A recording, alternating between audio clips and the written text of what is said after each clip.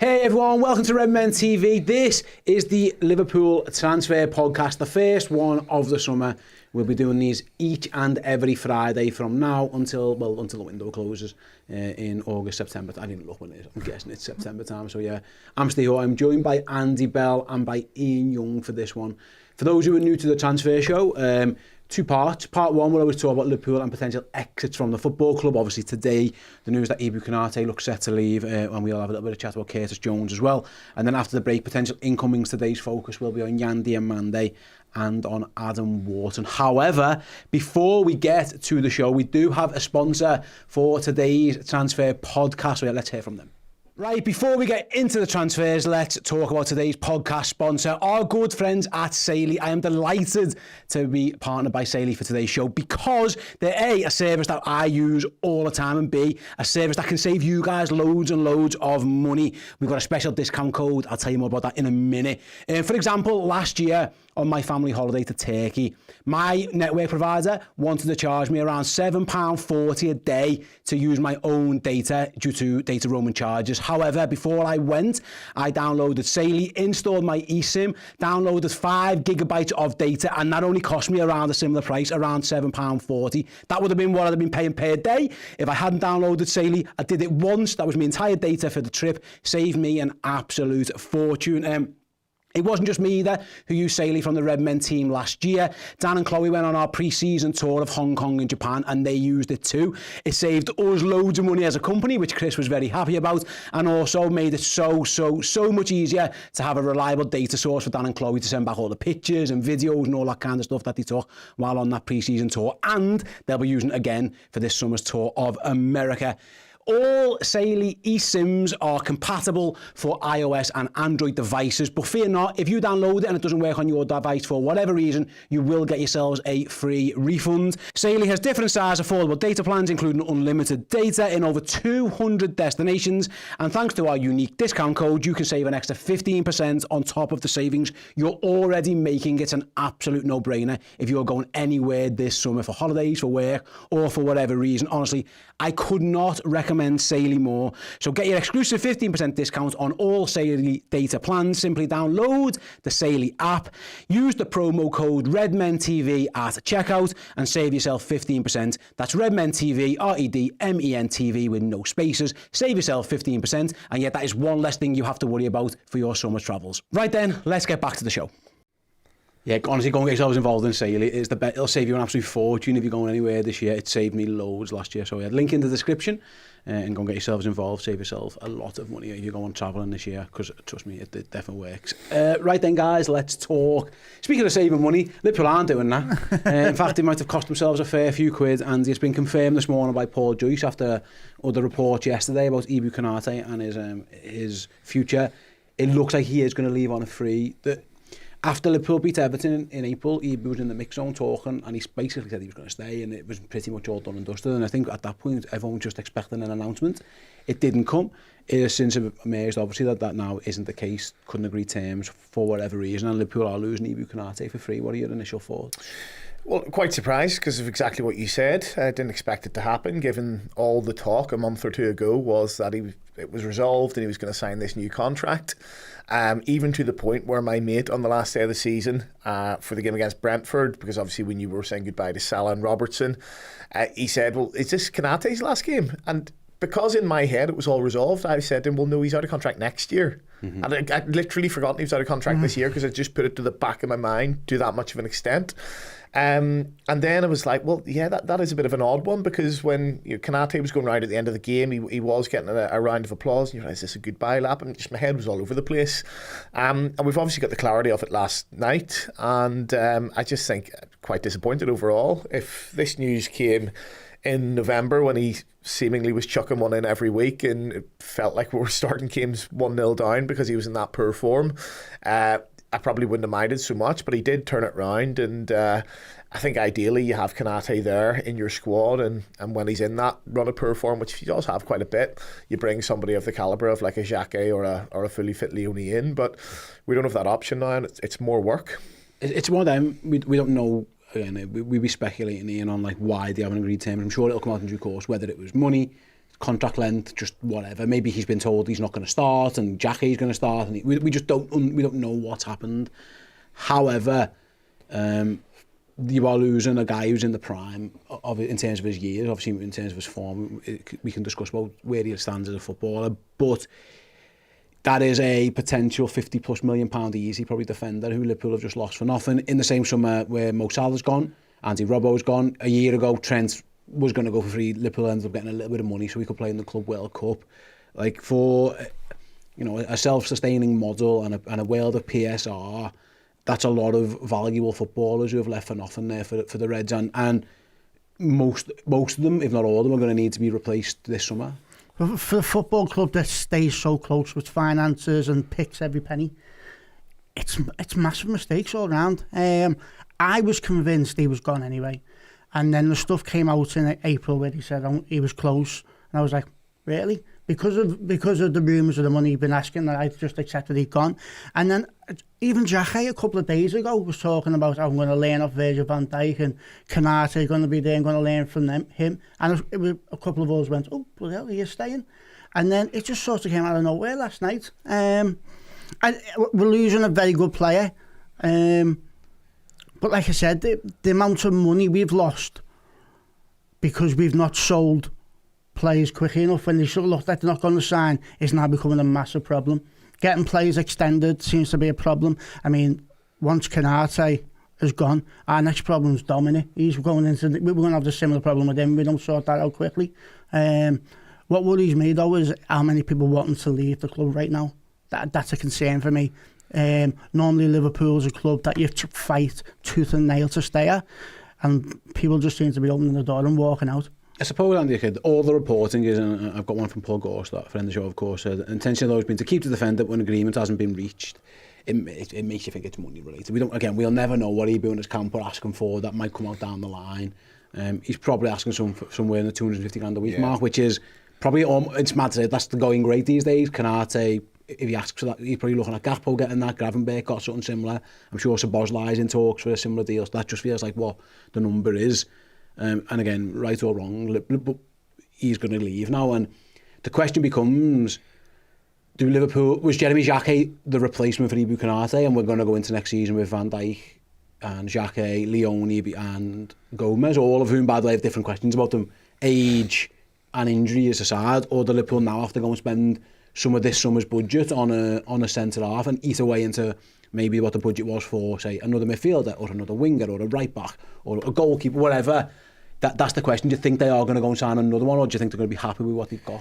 Well, firstly, 4 definitely isn't enough, especially when one of them is Joe Gomez. And I'm sorry to say that, because I think Joe Gomez is a fantastic footballer. He's been a fantastic servant to the club, but I do think his body's different from all these injuries. And obviously he's not reliable to stay fit the whole time. So, like, for example, even when Kanate was in that 2-3 month run of really bad form last year, at no point did he trust Joe Gomez for an extended run of games, because he can't. So what's the point in keeping him around as your reserve? Well, if this player's not playing well, or if this player's injured, you bring Gomez in when you just don't. And Gomez had fantastic games last year. I remember Marseille away. He was best player on the pitch. And if you can get that Gomez week in, week out, twice a week, every year, then fantastic, problem solved. But you can't and you won't. So definitely need to go out and sign another. And you're right, like, for me, and we'll come on to talk about it, I think we need to do at the very minimum 2 wingers, ideally 3. I think we need another body in the midfield. Right back's a really interesting situation, because, well, if Conor Bradley comes back the same player, then fine, but it's at a stopgap until there. At some stage you're going to need to do something with the goalkeeper, whether it's this year or next year, and then centre half as well. And just this idea that we're going to get 6 or 7 top class players in these positions, it's just not going to happen. It's fanciful thinking, and I can see ourselves leaving ourselves short again in some certain areas, and that's no way to go into a season. No, I suppose, Ian, like, Liverpool did do the deal for Jeremy Xhake, and you guess he's probably coming to play at some point, whether that was to take Kanate's place or be a long-term replacement for Virgil, or probably both. But the idea probably was to integrate him at some point anyway. But as it stands, he will be the starter, you would guess. Again, I don't know where Leone and Gomez fit into that, but you'd imagine it would be Xhake, and that might be absolutely fine. But he is a young lad coming off a major shoulder issue, by the way, that he should be fine for. Leone looked impressive in half a game, done his ACL, he's come back. We've been there with Joe Gomez before. And Virgil's 34, And like he played every single minute of every Premier League game, and that probably isn't sustainable. You don't really want to be doing that. I don't think it does him any favours either. It just adds to this feeling of uncertainty now, because Ibu was actually going to be the only one we had who was in his prime in terms of age, in terms of his fitness as well. Ibu's record isn't stellar, but it's not horrendous. Like, touch wood for him. All of a sudden now we've got an old guy, with all due respect to and a very good old guy, one of the greatest of all time. Joe Gomez is like late 20s and unfortunately he's often injured. And then two very young lads, never really played in England before, both coming off pretty long layoffs as well. That's a huge. There are warning signs there. That feels a little bit like red flag should be waving somewhere at the AXA. You know what's scary, right? Is like we were all ready for this season to end, and then you're waiting for the big transfer story, aren't you, to book your idea, to book you up and get you through the summer. And our first big story is one of our players is leaving, and one of our starters is leaving. It's a tough one because Canate needed not to play as much last season. He needed someone to come in for him, so did Virgil van Dijk. So having Xhaka and Leone there, that offers the opportunity to rest somebody. Now, if you're bringing somebody else in now, and somebody who's going to be Konate's equal, or maybe an upgrade on Konate, that person's going to want to play every game. So then what you do with your £60 million defender you've just signed? You're not going to play many games this season now. Because I do think he would have got a few games more than with Konate there. Because Konate has not made this deal. Virgil van Dijk, we don't know what this season's going to do to him next season. He's played every game for Liverpool pretty much, and then he's going to go and play in a World Cup. At some point, he's going to need to put his feet up and go, listen, I need to stop here a minute. So what do we do? Do you brave it and go, listen, we'll see how the young lads do, and everything's not working, we do something in January. Yep. But Liverpool in general don't do big things in January. We've got Ben Jacobs, by the way. This is obviously an evolving story. The news only broke officially in terms of, like, there was some last night, and in terms of all this morning, I think obviously Liverpool have had their briefings or whatever, it's all coming out. Ben Jacobs says Liverpool have chosen not to proceed with what is seen as an expensive renewal. Instead, they'll put their resource into replacing Mohamed Salah and maybe strengthening other key areas of the summer. They have high hopes for Jeremy Xhaka and Gio Leone. It feels like maybe they're thinking, you know, James Pearce report, and the gap was too big between what he'd be wanting and what Liverpool were willing to pay. Maybe Liverpool just didn't think he was worth what he was asking for, and that's certainly a possibility. At some point, Andy, there would have been a number, but you do have to say true to yourself. If he's asking, and we don't know, but if he's asking for 300 grand a week or whatever, Liverpool are probably within the right to say, listen, that isn't for us. He probably isn't that level of defender, to be honest. No, we just don't know what is going to happen. Though, is they're going to have to, if they aren't going to sign someone, it actually makes sense in terms of the finances, because they've already got those players on the books and in anyway.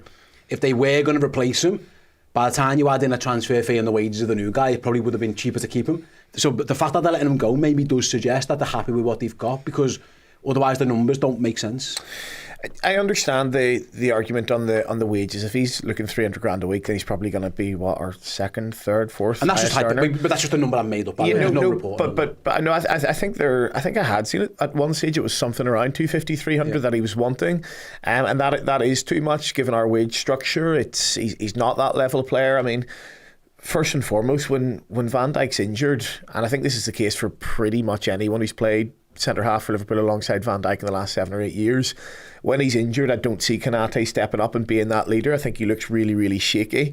I think, by the way, that was the same with Joel Matip, and Joel Matip's the best centre half I've seen for Liverpool alongside Van Dijk in my lifetime.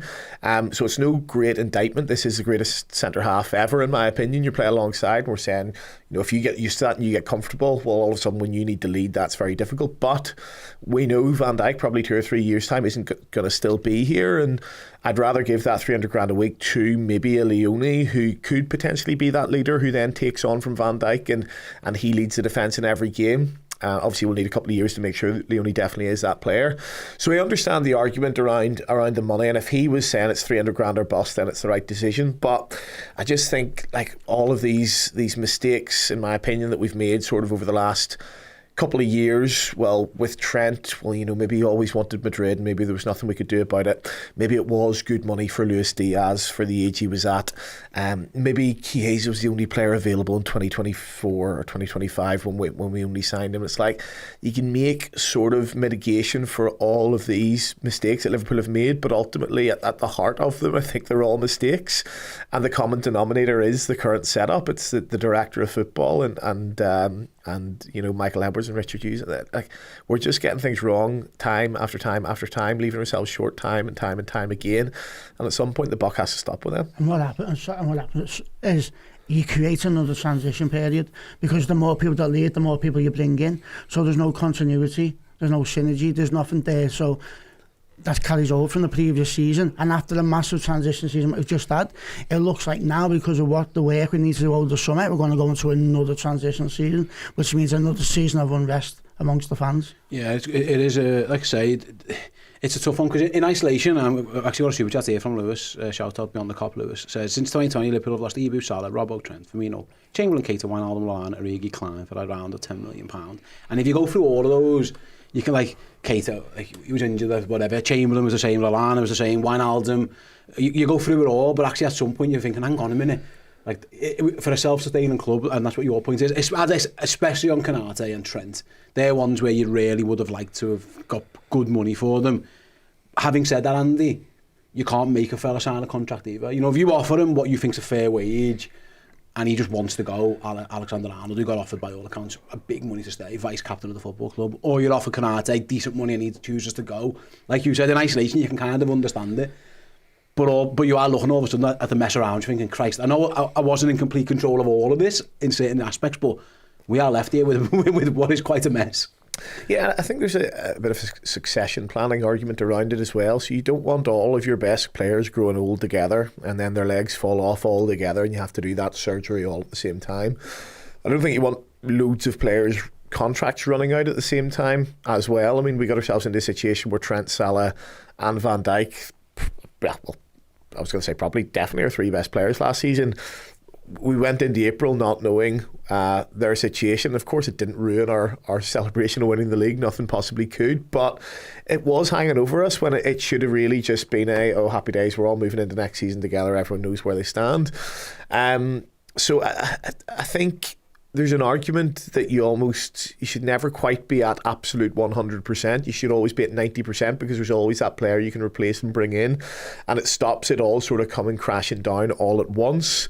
And you sort of think back to the midfield of like Henderson, Wijnaldum, Milner, and Chamberlain and Keita, and all those players were great for us at different times, but they all did sort of fall off sort of around the same time, which meant we had to do a big surgery. That was in a transition season, and I just think the succession planning can be a little bit better, so that we're not constantly having to do these big transitions every year, which inevitably lead to drop points, which inevitably lead to seasons burned and looking towards the next year. And for me, that was Liverpool 15 years ago when I was growing up. It's not the Liverpool of today that's fighting for the big two every season.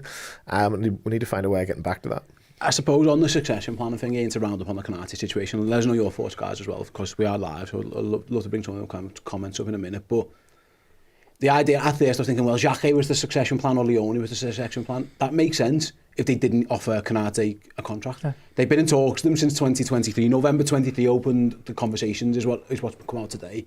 And they couldn't find an agreement, but apparently offered them a decent wage. So this isn't like Robertson or Wijnaldum or Bobby Firmino, where Liverpool basically said, there's nothing here for you. Like this, we're quite happy letting you go, which is what eventually happened with those players.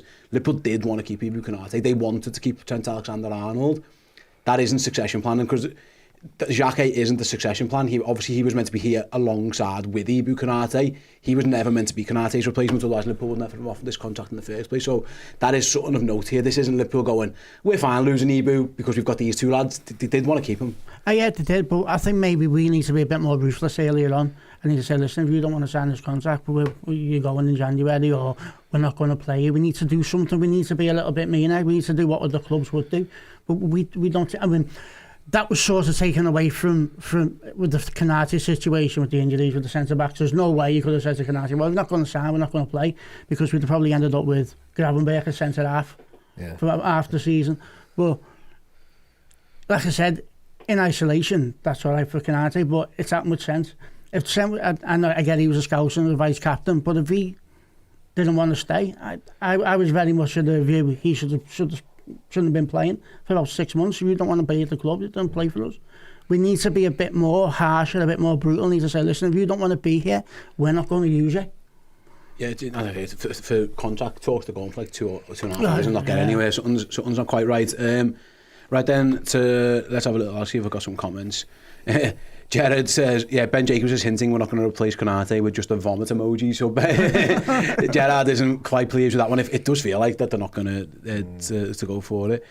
And as Giant Gift says, it looks like it's going to be Van Dijk, Xhaka, Leone and Gomez. I think it's hinting towards that, to be honest with you. They're going to try and spend the money elsewhere. That is it for the Konate stuff. Obviously, if more comes out, I'm sure we'll let you know in terms of where he's going. I've heard rumours of Chelsea, Real Madrid, Bayern Munich, decent football clubs, by the way, were potentially interested, but we'll find out that in due course. Let's move on then to another potential exit from the football club, and this one actually might be kind of what you hinted at before, Ian, when it relates to Curtis Jones, in the case of he's about to enter the final year of his contract.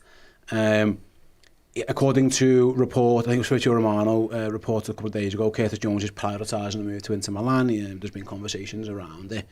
That feels like that could be this one. Liverpool, again, probably would like Curtis to stay. If he's indicated that he's not going to sign the contract, I think Paul Joyce's report a few weeks ago was Curtis wants to play more, which is completely understandable. Yeah. I mean, he has played the most minutes he's ever played last season, but he still hasn't played probably enough as much as he wants. That this might be what you're saying. There's Liverpool don't want to get to a situation where they're letting a player leave for nothing, and they might cash in on Curtis. That feels like where this potentially is heading. Yeah, and this is somewhat of an easier decision because Curtis Jones doesn't start every week. He's not one of the main guys, as much as he'd like to be. He's not. So I think it's an easier decision for Liverpool to say, listen, if you don't want to stick around, we're gonna let you go and we're going to replace you. For what it's worth, I think, for the amount of minutes Curtis Jones got last season, I think he should have had more. I think he definitely should have played ahead of McAllister for a lot more games. I think he got totally put through the ringer playing at right back. I had people saying that they thought he played well at right back. I thought he didn't. And that's not down to him. He's not a right back. He's a central midfielder. At a push, he's a winger. He's definitely not a right back. So I feel a little bit sorry for Curtis Jones. I've seen people saying he's not that good. People only bother because he's a Scouser. I think he's very good. I think the problem with Curtis Jones is when he seems to be getting a bit of bit of speed up and a bit of form, he picks up a niggle. He's always been so unlucky in that way. He'll get a good run of games in and then he'll pick something up. But I do think, I'm not saying he should be playing week in, week out. I'm not saying he should be our number 8. It shouldn't be like a Steven Gerrard character. But for me, he should definitely be playing more games. He should have started more games last season. I suppose this is where it gets difficult because we've got a comment here. As viewers on my field on YouTube says, Jones should stay. It's another mistake if he leaves. And he left the comment. And I understand it. However, we have just in the last segment either got Liverpool for losing players for free instead of cashing in on them. I might be wrong. Feel free to let me know again in the YouTube comments, or you guys to tell me as well. I don't think we're ever going to get to a point really where Curtis plays every single game. I just don't think Liverpool. I think Liverpool want better, if I'm honest with you. I think Arne Slot particularly wants better. Jurgen Klopp probably wants it better. Curtis is a very good player, but he's not going to play ahead of Szoboszlai. Gravenberch is here for the long term, and that third role, we're going to talk in part 2 about the midfielders Liverpool are being linked with. So if Curtis wants more minutes and won't sign the contract, you probably do have to sell him, but you don't. But then you are weakening your squad. Like, there's no doubt about it. Curtis, he might not be in Liverpool's best 11. He's certainly in the best 18 every week, and he's certainly good enough. He played 2,000 odd minutes last season.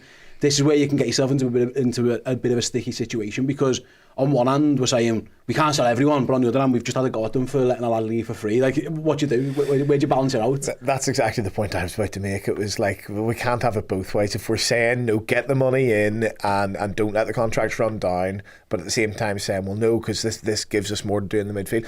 I think it's just come at a bit of an unfortunate time, because like I've said at the start, and this is sort of the theme, we're giving ourselves more work, because then you need to do something in the midfield. Now, I think you need to do something in the midfield anyway. Whether you need to do 2 now, if Curtis goes, is a different question. On top of that, we need to do at least 2 wingers. On top of that, whether Liverpool do or don't, I think we need to do a centre-half now.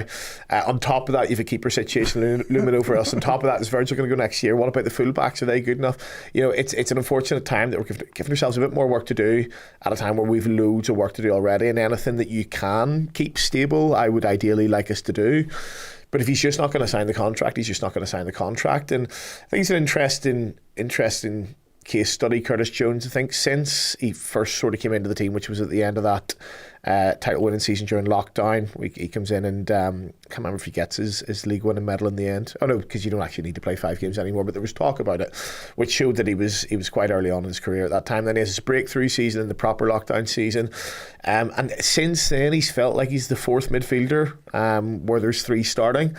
Now, what that means is, given injuries, given rotation, you're still going to see 30-40 games a season. But whether he wants to go somewhere and be the main man, I never felt like he quite did enough to break into that 3 where he starts every week. I think possibly the closest he got was last season around November. He scores the 2 goals against Chelsea, or scores the 2nd goal against Chelsea. He's in a bit of form. Szoboszlai is very much on the bench at that time, and it's a bit like, well, if we had a European Cup final tomorrow, for me, Jones starts over Szoboszlai. But like Ian says, whether it's an injury or whether it's a bit of a drop-off in form or whether the team just needs something a little bit different, he never feels like he's quite put his foot on the gas and had that real strong form for 3-4 months at a time, which then you say, right, Curtis Jones is in our best midfield now and work the rest around it. He's never quite made that step up, and who knows, fresh challenge, whether it is Inter Milan, Serie A, you could see that absolutely suiting his game. He's been at Liverpool since God knows how long. Big pressure. Obviously, he lives here, his family's from here, he's surrounded by it all the time. It was just that different environment to going away to Milan. Fresh set of eyes for those supporters as well. You could absolutely see a world in which Curtis Jones is starting for England in 2 years. But right now, he's not. And you know, if he does go, good luck to him. But at the same time, if he starts next season as our 4th or 5th choice, I think, well, that is keeping something stable where we haven't been able to really keep anything stable. Just quickly on it. In terms of the fee, according to Sky Sports in Italy, Liverpool are asking for around £35 million for Curtis Jones because of 1 year left. Inter Milan were reported offering £21 million, roughly, around €25 million. There's reports that obviously Richard Hughes has already been in meetings with his counterpart of Inter Milan. Like, at some point there is a number where it's worth selling Curtis Jones, and at some point there's a number where you go, actually, are we better just having him for a year and losing him for free? And that's and you have to swallow that pill when you get to it. I'm not sure. I think 35 is on the borderline of. I think they say 25. I think £20 million is low, and it's a bit like, but you just have to take it at that point. That's where it gets a bit difficult when you get to these contract situations. I think Curtis Jones is worth more than £20 million personally. Yeah. If you look at the fees that people are knocking around for in European football, that feels quite low. I don't think Italian clubs are blessed with cash either. I know there's been talks of Spurs. Everyone's going to Spurs at the minute, maybe Aston Villa as well, whether that ever comes to fruition. But Liverpool have got to get good money for Curtis if they're going to sell him. Otherwise, again, at what point you just go, you know what, we might as well just keep him. And that's another issue with the club. Like something we used to be really good at was getting good fees for players. Like we'd have youngsters that come on, play about 5 games, and we sell them for about £20 million. Now we're looking at £20 million for the fellow who's played for England. We want more. That's what they want to pay. That's what they want to pay. But I mean, it's something just doesn't seem right, does it? Transfers in and out. And what I was going to say before we started talking about the fee is, I know he's got minutes, but how many of them minutes were at right back? I mean, he wouldn't want to have been playing at right back, would he? That's something else. Probably why he's looking at going somewhere else, because he doesn't want to play out of position. I think the magic number will probably be about 25 million. I think Liverpool then go there. That's what I think. Yeah, it depends how much, again, and it's kind of in Curtis, the ball's kind of in Curtis' court here a little bit, isn't it? It depends how hard he pushes for a move, and is he happy to just go, listen, I'll do another year and go for free? Then you might have to, again, someone's got to call someone's bluff. It will be fascinating what they do in the Curtis Jones situation, but as it stands, it looks like he's probably heading out the door, and there's 2,000 odd minutes you've got to replace, including Mo Salah's minutes, Ibu Konate's minutes, Andy Robbo's minutes, before, Andy, you even consider getting better You've got to replace those lads and then try and make improvements. That's a lot of work in one summer, again, like you've touched upon before. Yeah, it is. I think we'll probably need to do one anyway. Who knows what's happening with Alexis McAllister? I mean, there's been no firm links away, but I mean, he can't throw in another season like he did last year. Is it worth sort of cashing in on him at this stage? Again, that's another player you have to bring in. And even sort of like, I know we want to come on to talk about Wharton, but even if you bring someone like Wharton in, well, that doesn't really solve the legs issue in the midfield as well, where we've been sort of nowhere near the ball at times in midfield this season. Like, who's that player that's got to cover that ground and put those tackles in? Again, that's another thing you have to do. I do think, to be fair, and I know this is very sort of something Liverpool would throw on the end of a piece that they would brief if they didn't feel like they were going to get somebody in. I do think that at some stage Traoré is going to come in and play some more minutes. So like, I know that his people and his agents are sort of very protective over him. They don't want him sort of doing loads of media. They don't want him sort of getting ahead of himself at all. So, you know, I understand that there's like nowhere near the hype about Traoré as there is, for example, Rio Nguemo, who throws himself into everything, and fair play to him, by the way. But I think with Nione, because his people have sort of kept such a lid on the hype around him, I think we actually have a much better player there than some people think. And when he comes on against Brentford, I think he plays really, really well. There's some line splitting passes. He's quick, and he makes a really good tackle at one stage. So I'd like to keep an eye on him in pre-season and see if he can come in and do something as well. But yeah, like, we don't want to necessarily rely on that as a replacement for a Curtis and a McAllister. We need players in, and like I say, we already need lots of players in lots of positions anyway. Absolutely. Let us know your thoughts, guys, about the course of the show on the Curtis Jones situation. Maybe Trey does get more minutes next year. We'll see how that one pans out. Right, we're going to go to a quick break, after which potential incomings. We're going to be speaking about Diomande and Adam Wharton. So stick around, we'll be back in a couple of minutes. Hello everyone. At the end of May, we're going to give away this amazing shirt. It is signed by Sammy Lee. It's a replica of the 1981 European Cup final shirt, a game, of course, that Sammy played in. If you want to be in the draw to potentially win this amazing prize, simply head on over to the Redmen Plus app. Subscribe as a Legend tier subscriber. That's all you've got to do. At the end of the month, we'll have all those names in a hat. One of them will be drawn at random, and yeah, you'll win this, an amazing shirt signed by Sammy Lee. Go and get the app. Go and join us as a Redmen Plus Legend tier subscriber and get yourself in the prize draw. Welcome back to the show. Yeah, get yourselves involved. Go and sign up as a Redmen Legend. We'll be doing the prize draw on Monday for the next prize, and then we'll be doing one at the end of every single month, pretty much, well, forever, basically. That's never going to stop until, well, we run out of people who can sign things for us. That never happens, and if it does, we'll just blag and do it ourselves. I'm not joking. We definitely don't want to do that. Right, outgoings is boring. We've had a miserable chat. Let's talk about some potential incomings then. Report from last week almost now, Ian, from David Ornstein. Diomande is a leading target for Liverpool. PSG are also among the suitors, but Liverpool are firm contenders and in a strong position with the 19-year-old RB Leipzig winger. And if the player deal looks doable, club-to-club talks will follow. Since then, it's been a little bit up and down on the Diomande stuff, but I mean, it's been the name that has constantly been linked with Liverpool for a while, so you would think there is some fire to all the smoke that's happening. Young kid, very, very inexperienced, but he's had a really good season, profiles very well, potentially expensive. But this does feel like at this moment in time, if you're talking like, if you were ranking the solidness of links, Diomande feels like the most concrete of them. Yeah, well, I really, really like the look of him. My only concern is the league he's playing in. Basically because Vert has come from there, Frimpong's come from there, and it's different degrees. They both seem to have struggled this year, and Luis Diaz has gone over there and looked like prime Maradona. So that's my only concern. He looks quick, he looks strong. I like the fact that he can go inside and outside. He looks like he works his ass off, which is something we've lacked seriously this season.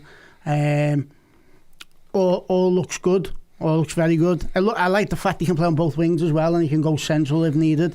We need some flexibility up front. We do up in the attacking areas. We've got too many players that can only play. One can play like Isak's not going to play left wing or right wing, is he?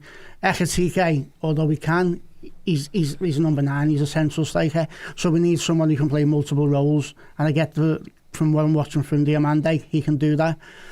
I'm excited. Apparently Man City entered the race yesterday, which was like, ugh. So, see how it goes.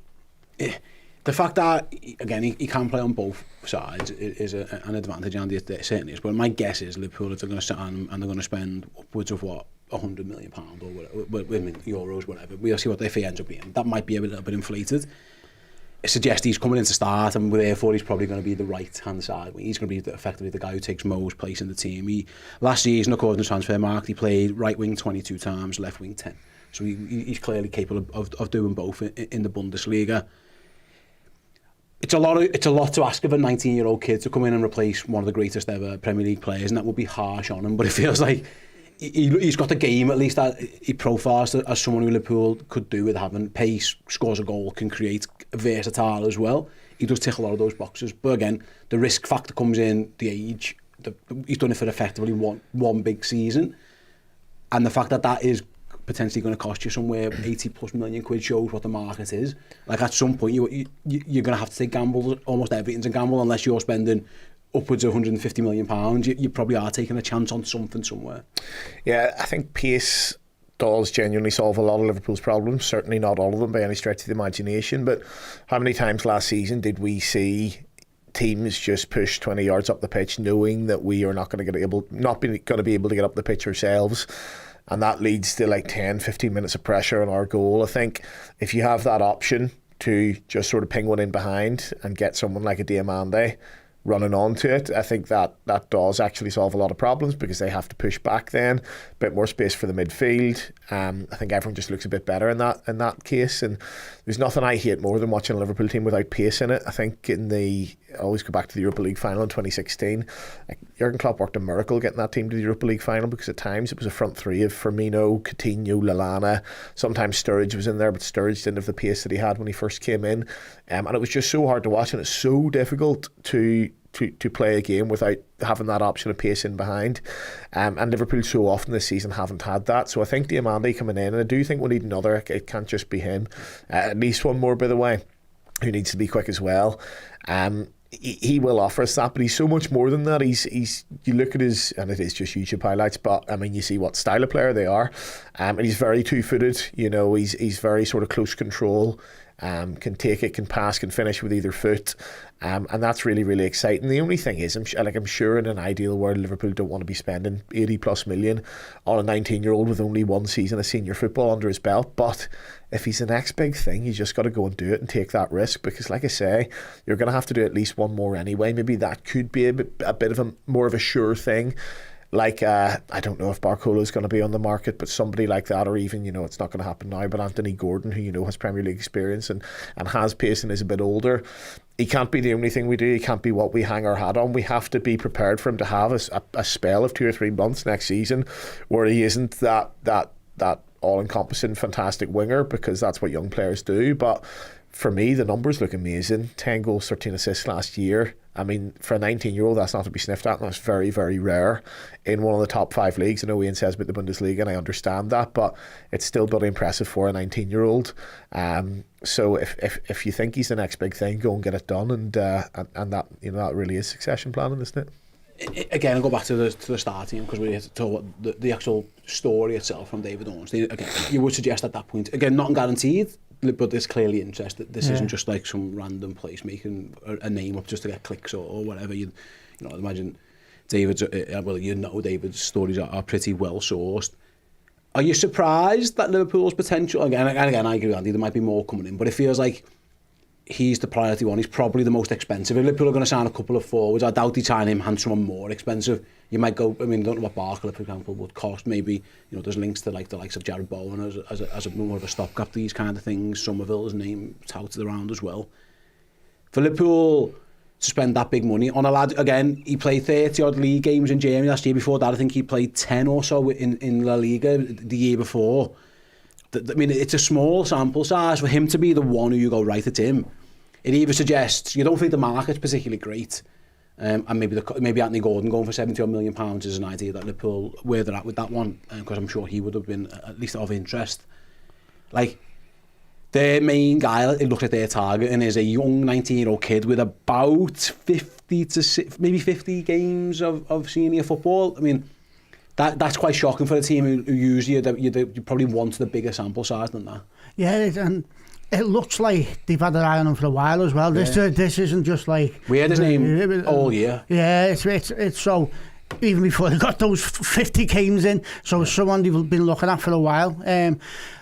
As we've seen with the money we spent last summer, there's no such thing as a sure thing in football anymore. You can't go out and buy a player and go, yeah, he's exactly going to land on his feet and he's going to get us 20 goals, 30 assists. Doesn't happen like that anymore. Every player you bring in now is going to be a risk. But they've got to be calculated risk because, like you've just said, he's not going to do it on his own. We've got Isak there who, for all his qualities, even before he broke his leg, he looked like he couldn't get fit. So do we need to look at a central striker as well? That's something we need to look at. So that would be tough, I think, wouldn't it? Given because you can't replace Ekatike because you've got to come back. So it is difficult. I suppose it's worth mentioning on the Diomande thing, Andy, as well. Like Leipzig always do this thing of we don't want to sell him, but they can drive a hard bargain because he's under contract. He's only been there a year. They do hold all the chips. He said in an interview recently himself, didn't he? Obviously. Yeah, but obviously he wouldn't mind the move, which suggests where he's at. I imagine when Leipzig buy a player, they know the score, what they do, and it's what they do. But it does feel like Liverpool are in for him, but I don't think you're going to get a lad on the cheap. Like Leipzig will drive a hard bargain. There's talk, he's having an issue with his agency, he's changed agents. It feels very messy. Liverpool can't afford to be dragged into some massive saga, which results in not having enough wingers for the start of the season. Like this one, whilst it's clear the interest is there, it doesn't look as straightforward of a transfer as you'd like it to be. Whereas, for example, Barcelona have just went and signed Anthony Gordon. That was relative. They set the fee, they had the wages done, it was done. Liverpool don't really want to be getting themselves into another messy transfer saga because they got into one of those with Mark Gahey last year. It obviously ended up biting them in their arse. They haven't got enough options as it stands to be dragged into another one. No, the only thing you would say is we do seem to have a good relationship with Leipzig. There's obviously been a lot of deals done across the years between both clubs. We obviously get Naby from there, don't we? Ibu Konate comes from there. I'm sure there's more that that are escaping my mind right now. But it feels like Liverpool and Leipzig have that good relationship where neither party are gonna take the mick in terms of driving a ridiculous price or trying to underhand somebody on the cheap. It feels like both clubs have the best interests at heart, and it feels like it suits Leipzig's model to be able to sell for good money to a team like Liverpool and reinvest that, as they seem to be very well able to do. It's slightly concerning for me, and it is only reports, but it's reports from the likes of Ornstein, who we know is well sourced and know their stuff. It felt the first report that came out about a week ago was that Liverpool are in the driving seat and PSG are there just in case anything falls apart, and now it feels like, well, Liverpool and PSG are both very much in for him and it's the player's decision. And this is just another sort of a bit of a wider thing for me, and I know we don't want to necessarily do the manager because it looks like he's going to stay going into next season, but even if Richard Hughes and Michael Edwards are sticking with Slot and they're right, and there was so much sort of mitigation for this season and he is the man and he is good enough, well, are players who are going to come in, are they seeing that, or are they sort of thinking, well, this is a guy sort of 12 months left in his contract, if he goes next summer or even goes like early in the season, well, is the next manager going to fancy me? Shall I just go to PSG and shall I just work under Luis Enrique? I mean, these are bound to be things that these players are thinking, and that uncertainty and that instability is concerning for me in general. Even if I'm wrong and I want Arne Slot to go, even if I'm wrong and he is the right man, are our transfer targets seeing that? Are the players in the club right now seeing that? And that's a bit concerning for me in terms of building a really good team for next year. Yeah, there's a lot of manager with one year to go on his contract and stuff like that. Let us know your thoughts, guys, on Jan Diomande, and would you like Liverpool to sign him? Do you think it's going to get done? I would predict probably yes, but again, you never know with Liverpool, mate. You never know. Let's move on then. Final topic of the show, guys. It's been a good one so far. Let's end on another banger of a chat, I'm sure we will. Report yesterday from BBC, Sammy Mockbell, obviously he is very tied in with Crystal Palace. He is the main man when it comes to Crystal Palace, the friend of the show. Report that Liverpool and Manchester United are known to be among the admirers of Adam Wharton. However, Crystal Palace feel they are in a strong position to keep the Wolves from the door for at least one more season, given that Wharton's contract still has 3 years left to run on it. Palace are also open to offering Adam Wharton an improved deal. At this stage, it's unclear whether the midfielder is keen to engage in that, given he knows there is interest from elsewhere. he had a really good game in a final of the game, which only further highlighted Adam Wharton's his profile. This is another one where it feels like Liverpool have clearly identified what's a good player. Not going to be easy to get him. We know. We've got past experience. Never easy dealing with Steve Parish and Crystal Palace. Lots of teams will want Adam Wharton as well. How high up the list do you think Adam Wharton is in terms of potential midfield options, and where do you rate him? I think he's very, very good. I think if you're going to bring him in, though, you need to bring somebody else in, because I think he's very much a Xabi Alonso type player. Like, Xabi Alonso's really good. If he's got a Mascherano next to him or a Sissoko, somebody's going to do the kicking and the running for him. He will help. Wharton will make time and space for himself, and he'll find a good pass. But I don't think he's the most athletic, and he doesn't move as quickly as you'd like Liverpool player to move. So if you're bringing in Wharton, I think you're going to have to bring in another player, another centre midfielder, to get what you need to happen in that midfield. Other thing that might be a good thing for us is him not going to the World Cup, because that might make him think, listen, if I was playing for a bigger club, because let's be honest, he's had an incredible season. He should have gone. He should have gone to the World Cup for me. Does he think, listen, if I'm wearing a United shirt or I'm wearing a Liverpool shirt, am I one of the first names on that plane? That could be one of the things he's thinking of now. That could have really turned his head. So I think I'd have him, but I think he needs to be one of two midfield signings. In terms of budget, talking about what we spoke about before, Andy, as well, again, don't even know what Adam Wharton would cost, but we know Crystal Palace aren't going to sell cheap. He's got 3 years left on his contract. He's a young English player. Elliot Anderson's reportedly worth £100 million, and I imagine Crystal Palace might be using that as some type of benchmark, whether Anderson goes to City or Manchester United. I feel like they're both in that mix. Like, this is not going to be a cheap deal. If Liverpool want to sign Adam Wharton and Diomande, and then we still think they need another winger and other things, that is a huge chunk. The transfer kitty would almost have to be as large as it was last season. And again, it might be, we just don't know where Liverpool are at. There will be supplements, of course, with sales. You've lost the wages now of Konate, Salah and Robertson, which isn't nothing. I'm sure that adds up a lot. But all of a sudden, if you're looking at Liverpool trying to get these level of players in, it does feel like that Adam Wharton's going to cost you a big old chunk of money as well, on top of what we think Liverpool might have to spend if they want Diomande. Yeah, I would love to see Adam Wharton in a Liverpool shirt. He's one of my favourite players in the league to watch. I think he's a glorious footballer. He's incisive, quick, forward passing. It's so easy on the eyes. I honestly think he's one of the most aesthetically pleasing footballers in the league. I agree with the point on his athleticism. He's not he's not N'Golo Kante. He's going to cover every single blade of grass and hammer these tackles in. I don't think he's a slug either. I do think he would be a bit of an upgrade on last season McAllister in that respect. But again, he's not like exactly what we need in terms of that side of things. I don't think Adam Wharton could be the only midfield signing we make, regardless of whether Curtis Jones stays or not, because it doesn't solve that problem of like legs in the midfield, really. Now, if you've got 2 really, really quick wingers on either side who are stretching the game and opening that up, maybe that helps our midfield get in the front foot a little bit more, and maybe they've less work to do, and maybe that problem sort of solves itself. But I can just imagine, not that I want a destroyer like a Joao Palhinha who hammers into tackles, brilliant at that side of the game, but can't pass a ball 5 yards. I don't want that either, but I want sort of something in between, and Wharton feels like he's very much on that end of the spectrum, whereas Palhinha's on that end. So I think if you got him, you need to do one more. But like you say, if you're outlaying Wharton's 80-90 million, well, how much are you going to be paying for the midfielder that you actually really need to solve the problem we've got right now? That would be a concern for me. So yes, if we signed him, I'd talk myself into it, because I love watching him. I'd love to watch him, paying my money to go to Anfield every other week. But doesn't make bucket loads of sense in terms of what we need right now. Could we leave him there another year? Potentially price goes down, then you've he's a bit of a more justification to go knocking on the door saying, look, I'm a top level player, I've played for you for 3-4 years now, let me go. It feels to me something that might just happen in a year or two's time rather than now. I think he's brilliant, and I think Liverpool could do with him, because we need someone who can get the one of the big, there's tons of issues we mentioned before, lack of pace, whatever. Liverpool's build-up play last year was shocking. Yeah. We had no clue how to get the ball to the front three. Whoever played up front just didn't get the ball. Wharton does play for. He is that progressive through the lines passer. Our best through the lines passer is actually Virgil van Dijk. Yeah. And he does it by playing through the first press into Gravenberch or whatever.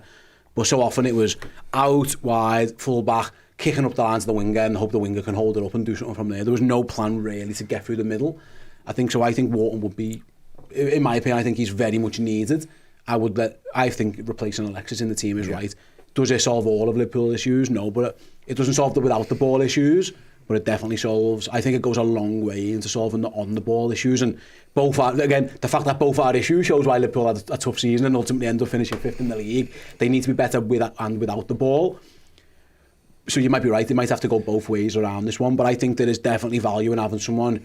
If you say my midfield all of a sudden becomes Szoboszlai, Wirtz and Wharton, you're asking Sobo to do a lot of running. You are, and I understand that, but you are at least, you've got lads there who can play footy and can get the ball to these, and you include Wirtz in this. Liverpool spends the best part of £300 million on forwards. Someone's got to get them the ball, like, you know what I mean? Like, and it feels like he could be the man who can at least do that, a bit of that. I think if you bring Wharton in, then you have to go and do a little bit of bargain hunting. I think maybe look at the teams that have gone down. Maybe look at Emmanuel Fernandez or João Gomez to support him in the midfield. Oh mate, if you said to me you can have Fernandez and Wharton for a combined £100 million, I'd bite your hand off of that. And I think that would work. I 100% think that would work. Even João Gomez at Wolves. I think he's a really good player, and he's the type of player that will help Wharton, because if we're going to bring Wharton in, if you put him in the midfield we've got now, he's not going to improve anything. We might get the ball to strikers a little bit quicker, but what's going on around him, he's going to spend most of his time putting fires out, because that's what our midfielders are doing now. We need athleticism in there. Like I said, he's not a slug, but he's not going to run right now. He's not going to stop transitional breaks. He's not that type of guy. He's not going to do it. He's going to need people who's going to do that through, and he needs to get people the ball, but we also need to get Wharton the ball. We need to get the ball to Wharton. And I think just to circle right the way back round as well, like the point you make there about passing through the lines and getting our front players in the ball, I think such an important one. I think you look at Liverpool's midfield right now, and I think those are the two issues really, sort of legs and getting somebody with a real defensive mind in the number 6 to make those tackles when we need to, and passing through the lines. But if you just watch it, the one that is glaringly obvious is the legs in midfield, because you can very clearly see in the pitch these midfielders in loads of space every game. Gravenberch sort of nowhere near it because he's not that type of player, but actually you just sort of watch Liverpool build up and end up feeling really frustrated. You could be forgiven for not actually realising actually we need somebody to pass through the lines. We have got like 3 or 4 players on our teams who can't do that. Szoboszlai can't do it, by the way. And just to circle it right the way back around, it could be an interesting sort of thing that they've looked at with Konate. I mean, Konate on the ball isn't very good. He is big and he's strong. You can play on the halfway line. And when he gets dragged out to right back one-on-one, he's really, really comfortable, which is rare for a centre-half. And he's got all these abilities, which are fantastic, but he can't pass through the lines. And if we've got midfielders who can't pass through the lines as well, then we end up just not being able to get the ball to our centre-forwards. So maybe they're sort of thinking, well, actually, there's a big problem that Ibu Konate can't do, and he's not going to learn at this stage of his career. We'll let him go and we'll get these guys in. So, if they let Konate go and get Wharton, maybe that's the line of travel they're going down. You have to be very careful in midfield, because again you need options. It's worth mentioning. Don't worry about who starts. You need players, but it would be very. I think if you went away to Arsenal with a midfield of Wharton, Gravenberch, Wirtz, you'd be like, oh, yikes. You might need to be. You probably just need something in there. Obviously, Szoboszlai is around, and he's definitely going to be on the team sheet. And it just feels like, I think there is a world actually where, and we'll see how it goes, Jones leaves and McAllister potentially, if someone buys him, leaves, and then you do go and buy one of each. You go and buy a lad with legs who can get about the place. Is it Kamara from Monaco? I've seen his name linked a little bit. I haven't seen too much of him. As well. Sangari's another one being linked, and then you can kind of get the best of both worlds. That might be what Liverpool need to do, because at this moment in time, I actually think we've got a lot of lads who are in the middle. Like, no one's really that amazing. Wirtz, in theory, is the one who's all out attack. That's all he cares about. Let him do that. The rest of them are all like, no one's really defensive minded. It's a very attack minded team, but they're just not great at it. Loads of last year they weren't great at it. So if you go and sign Wharton, you do probably then have to go, like you said, someone's got to come in whose first job is, listen, stop running through the middle of our pitch, because I was fed up last year of teams running through the middle of our pitch. The defenders must be thinking, please don't have Verts, Morton and Sabaz lying in front of me, because oh my God, Steve, that's a great idea until I'm getting like 15 lads running at me every single 15 minutes. Yeah, and another thing as well, I know we're talking about the transfer show and that, but it sort of comes down to a bit of coaching as well. Like last year, the midfielders looked like complete strangers. You looked at like you'd have Sabozla, you'd be pressing, and you'd be looking behind them, and no one would be pressing with them. They all looked like they were being managed by a different manager, each midfielder. That is something like slot staying. We need to like start from scratch, clean slate, and everybody needs to know what they're doing. Whatever new players come in, whatever old ones are staying, we all need to find a way that the midfield's going to play, and they're all going to play the same way. Because if you bring players in, but we're doing the same things we did last season, you just throw money down the drain. No, Liverpool absolutely will have to. If listen, the more's going to have to change, aren't they? Again, by all accounts, Liverpool are sticking with Arne Slot. Whether you think that's right or wrong, and everyone's got opinions on that one, it's going to be him who gets these players. He's going to be the one who's going to have to make them play better. You know, last season, he definitely obviously made a lot of mistakes. And you know, loads of things went against Liverpool, and that happened as well. You know, you hope that things don't go as bad against them, and therefore the coach has to coach them as well. And I do. That is something that we're going to have to all get our heads around. We're going to start wrapping up there. We do have some super chats very quickly to get to. Thanks to everyone who sent a few in throughout the course of the show. Mr. Offerby is not happy with Michael Edwards and Richard Hughes. It's worth mentioning. He says they are the new Mata and Woodward in disguise. That's United, isn't it? Yeah, Woodward is anyway. Yeah. And then since Hughes and Edwards came in, they sold most of the youngsters Klopp bought through and spent an insane amount and left us short and cocked up the contract. But other than that, it's all fine. Remember before when they went away? People wanted to build a statue of Edwards outside Anfield. Remember the reputation he had? He was in a different role, wasn't he? He was in a different role. Things change quickly. I'm not even sure how involved he is, because he was meant to be brought into. He doesn't work for Liverpool. He works for FSG. Yeah, Richard Hughes is the second club. Wasn't Richard Hughes is the man who's like it is. I don't even know where Michael Edwards fits in this whole thing, because he was there to run the multi-club. That's now fell through. So he's almost like redundant in his role. So where's that one goes? And John, don't feel lost. I feel lost this summer with the manager, the players and the squad. Don't feel down, John. It'll all be fun. I mean, it might not be fun. It absolutely might not be fun. But don't feel sad now. There's no point being sad now. You might as well get sad in the summer when it happens. Yeah, just enjoy the summer off. Yeah, exactly. Worst case is either try and find some sense of hope, or at least just turn off from it. Don't be sad now. Have a barbecue. Let them play footy before they make you sad. Like, at least let them kick a ball. Don't let that one happen now. Yeah, so that is it then for the first transfer podcast, action-packed one. Let us know your thoughts on Ibu Konate leaving for free, and the idea potentially that Liverpool aren't going to look to sign a centre-half this summer to replace him. The Curtis Jones situation, Diomande, Adam Wharton. And of course, do feel free to use the comment section on these shows if you're watching on YouTube, and get in touch on social media. If there's any stories and links that you'd like us to talk about, please do send them our way, and then we'll keep tabs of them, and then next week's show we'll get to them. But obviously things change very, very quickly in the world of transfers. I'll be honest, when I first started planning this agenda, maybe on Tuesday, Anthony Gordon's name was very high on it, and I think by Wednesday he was a Barcelona player. So things do change very, very quickly, so bear that in mind as well. But yeah, hopefully you've enjoyed the first transfer podcast of the summer. We'll have these going every single Friday. From now on, I think from next week onwards, unless something mad happens, it'll be 1 o'clock on a Friday afternoon. That'll be the plan going forwards, and hopefully Andy and Ian get yourselves involved over the summer as well, guys. We'd be glad to have you back in over then. Thanks from me, Andy, Ian, and the entire Redmen team. You guys are the best. Catch you all soon.